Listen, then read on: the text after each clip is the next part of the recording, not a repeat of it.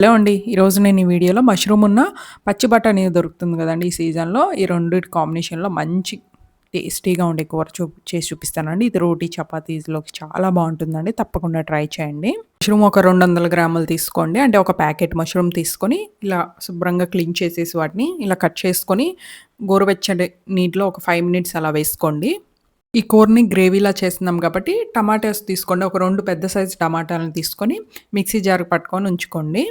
ఇప్పుడు gas on చేసుకొని కడాయి పెట్టుకోండి. దాంట్లో ఒక 3-4 స్పూన్ల ఆయిల్ వేసుకోండి. ఆయిల్ వేడైన తర్వాత కొద్దిగా జీలకర్ర, కొద్దిగా ఆవాలు వేసుకోండి.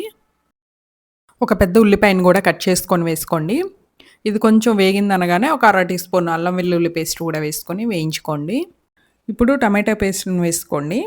వేసుకొని ఇందులో కొద్దిగా వాటర్ వేసుకొని ఇప్పుడు మిగతావి వేసుకోండి. సాల్ట్, ఉప్పు, కారం అన్నీ. ధనియాల పొడి ఒక స్పూన్ వేస్తున్నాను. ఒక పావు టీ స్పూను జీలకర్ర పొడి వేసాను. సాల్ట్ మీ రుచికి తగ్గట్టు వేసుకోండి. పసుపు ఒక పావు టీ స్పూన్ అలా వేసుకోండి. కారం ఉన్న ఇంకా గరం మసాలా పొడి చివర్లో వేస్తున్నానండి. కూర అంతా రెడీ అయిన తర్వాత. ఎందుకంటే మా పాప కారం తిందు. అందుకని మొత్తం ఉడికిన తర్వాత తీసేసి పాపకు సెపరేట్ చేసి అప్పుడు వేస్తానండి. మీరు ముందే ఇప్పుడే వేసేసుకోండి.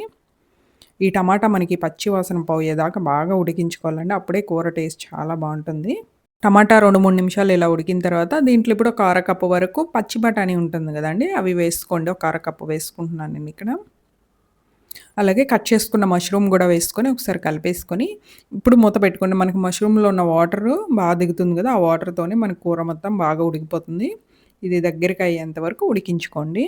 మధ్య మధ్యలో కలుపుకుంటూ ఉండండి దగ్గరికి అయ్యేంత వరకు. ఇలా దగ్గరగా అయిన తర్వాత మీరు ముందే కారం వేసుకుంటే ఇంకా టేస్ట్ చూసుకొని గ్యాస్ స్టవ్ ఆఫ్ చేసేసుకోండి. నేను ముందు వేయలేదు కాబట్టి ఇప్పుడు వేసాను కారం ఉన్న గరం మసాలా వేసి ఇంకొద్దిగా సేపు ఉంచుకొని గ్యాస్ స్టవ్ ఆఫ్ ఇది రైస్‌లో కూడా టేస్ట్ చాలా బావుంటుందండి. రైస్ కన్నా అంటే చపాతీ, రోటీస్‌లోకైతే ఇంకా పర్ఫెక్ట్‌గా సెట్ అవుతుంది ఈ కర్రీ.